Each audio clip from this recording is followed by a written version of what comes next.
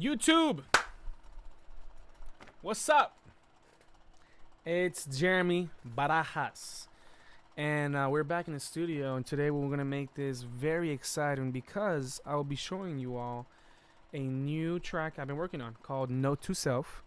Um, and I hold this very dearly to my heart because of the fact that it's a personal song. It's called "Note to Self" because I'm really just talking to myself. But let's get to it. I'll talk about it later. Let's go over here. Bang bang. And then go down to my middle menu if it works. Here we go. Alrighty. So this is what we got. I lied. This is not what we got. This is what we got. Note to self. And let's talk about it. So let's listen to it first.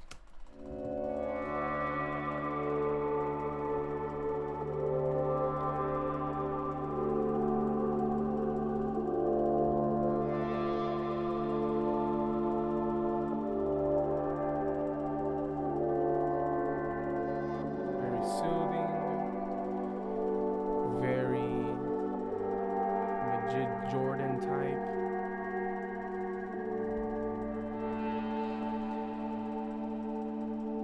And that synth is just beautiful. You say you won't come near me, and you leave me alone. But clearly you know me how you knew me before.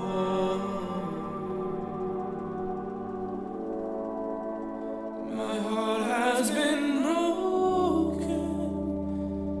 Can't believe we fell short. Come and bless me once more.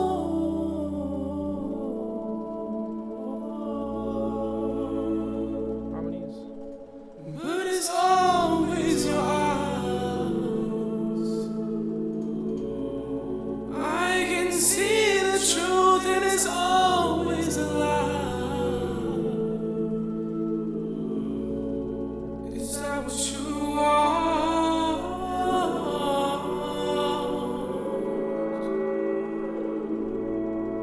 Is that what Harmonies you are crazy. want?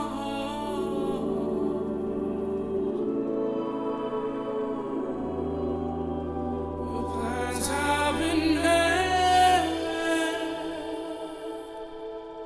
Here we go. Am I in the way?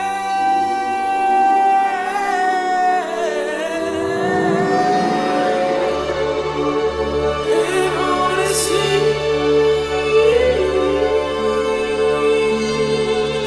it's endlessly that separates our lives.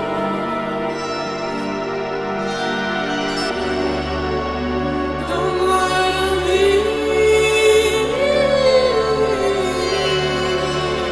You know this will. The day we die alive.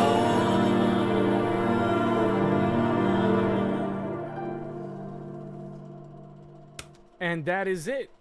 So I mean, that is Note to Self. What I want to do today though is let's talk about it, right? So this song, like I was talking to you all before, is a song I hold very near and dear to my heart because it kind of just have you ever been talking to yourself? And this is what these lyrics are. These lyrics just mean is like, say you won't come near me and you'll leave me alone. You say you won't come near me and you leave me alone. Like I'm telling myself I won't come near myself, and I'll leave myself alone. But clearly you don't know me how you knew me before. Like I'm letting my old me leave. My heart's been broken. Can believe we fell short, as a statement of regrets and unhappiness towards myself. And then bam, chorus. Honestly, it's been the sin that separates our lives. Don't lie to me. You knew this since the day we died alive. These lyrics are very like a in third person towards myself type. I don't know. But the chorus is very contradicting. Not contradicting, but very interesting because the day we died alive. because I'm alive, guys. But I'm talking about a specific moment where I died alive. And it's up to everybody's discretion or whatever they want to think about it or interpretation. But that's what I thought about the song as a healing process, or not a healing process, but a note to self, which is quite literally the title. That's how we will talk about it. But when I'm talking about, I want to condense this song real quick though. So I found this synth called Something Human synth. Bam, right here, top right left on the screen. And I was like, something human. All right, well, let's try it out then. And this thing done give me a beautiful sound. Look.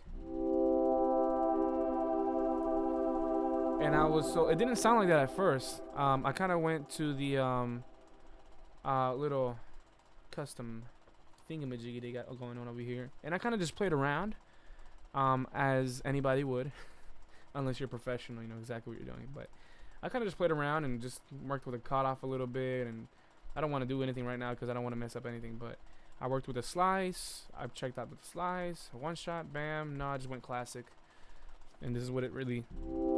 See that little thing? So every single time I play it, it goes back to the very start. So it's really just a whole long loop involving different instruments, like a guitar of some sort. But you'll hear it.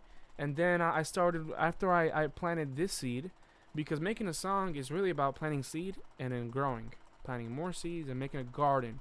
Or if you will, building Legos. You put the base and then you start building the foundation. And at the very top, you put the roof, right? So right now, this is my foundation. Kind of like the land of settlement, if you will. And then I kind of just started putting the bricks on top with my vocals. And I kind of hit myself with one of these. Bam. You say you won't come near me, and you leave me alone. Complementing the synth. And I kind of just did a call and response. With another, like, Clearly you know me, how you knew preset. me before. And then I kind of went to the main, which is what you hear most. My heart has been broken. Can't believe we fell short. Come and bless me once more. And then harmony's hidden. But it's always your eyes. People ask me all the time. Let's take a little break. How do we do harmonies? Well, you want to start with the tenor first, and then you build yourself up to the alto and the soprano, right? So let me just go ahead and show y'all real quick. This is my tenor. It's already faded and processed and everything. Right? After that, I put a little alto.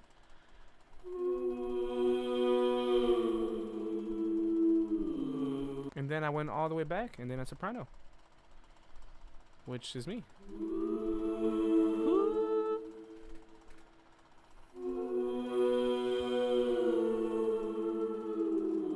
And I kind of just built little weird chords here, like this one.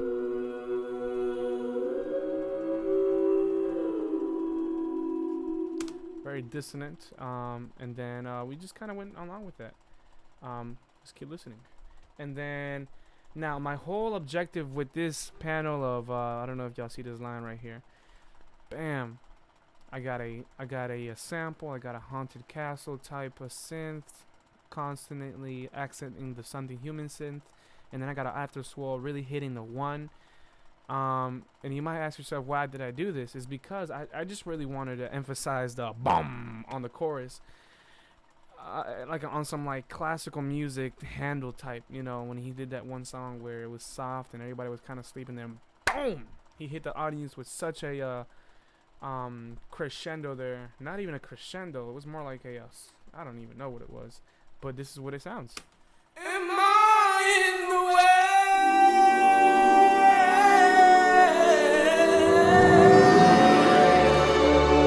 And it's kind of like you open the gates of heaven, and you done seen yourself 40 years from now. You know, not sure what that meant, but well, and I'm not dying in 40 years, guys. but you know, those type of things. And yeah, and then I had this little haunted castle. This is kind of how it sounds like. It kind of had added that effect of, I really wanted an effect of kind of like a and man, did that add the flavor I wanted. Look at that.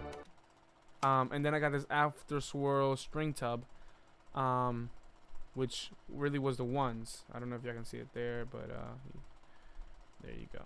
This is I don't know if y'all know the music for real like that, but this is a high D and a D. D octave. Bam. Oh, does it want to work? No, it doesn't.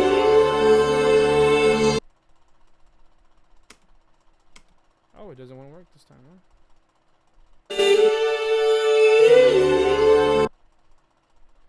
Did it never ever do anything? Hold up. Ah, there you go.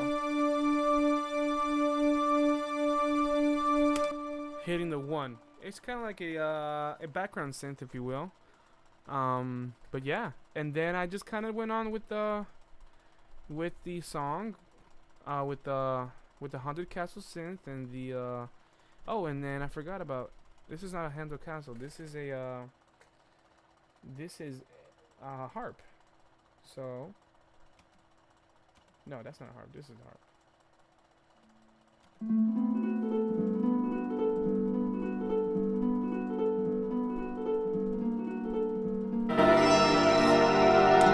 And then that kind of came off of the idea of this little sample I have right here. Let's go ahead and check it out. It's called a harp one shot gliss from Holy Child. Shout out to him. They make like little loops online on an application called Splice, and I just kind of browse around and just kind of got this one. Time. Let's hear just a sample. On some like royalty type, because that's what I really wanted, and that's what that's kind of like the cherry on top I really wanted to find, so that you would feel like you're opening the gates of heaven. That you'd feel like we just got into a grand opening or a grand royal house or a castle of some sort with golds all over the place.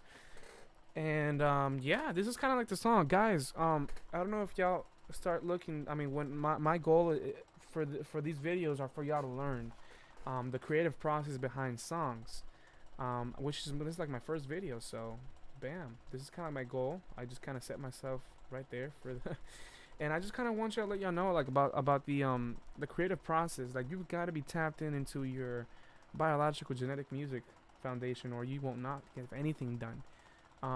You've got to come up with ideas in a moment, and this is not a pressured timestamp, but when, like, me myself, I work fast. Like, I go off of ideas because, unfortunately enough, my brain, as I hope everybody else's brain, functions at a way where it will forget things very rapidly, especially when it's that one riff you were thinking about or that one melody you were thinking about in your mind, and you just gotta jot it down because it will leave like a fly on cake.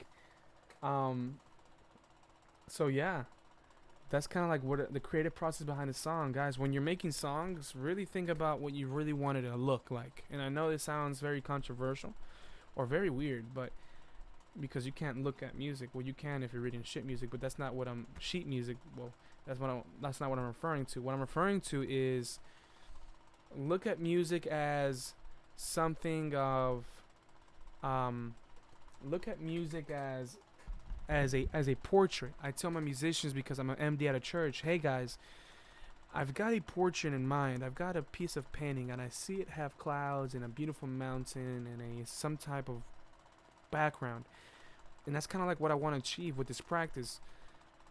And I tell my musicians, I will do anything possible, and I will die about it. I will do everything in my possible way to make sure that portrait is painted correctly, the right way, and it looks correctly the right way. And what that means is, I will make sure that I will push you all in this practice, so by the time that church comes arrive, it sounds exactly how I visualized it, with the clouds and everything. And people say, well, what does clouds sound like? Well, to me, it sounds like a glistening, or like the sunset sounds, or soothing, which is what I will reflect in music. So that's what you just kind of got to look out for, you know. But that was kind of like the first episode of the making of creative process. just think about the things. I know y'all want to start making music. Think about the creative process, knowing how to play an instrument, and really just go off and on. I mean, I know how to play piano, and I don't know how to play guitar, but I can play piano. I can play guitar on the piano, through a form of a MIDI, recording audio. Guitar players aren't as lucky because they have to learn piano, but then again, you can still play piano on through a MIDI. It's just about the creative process. What can you bring to the table for other people to listen to? That's it for today. God bless you all, and I will see y'all soon.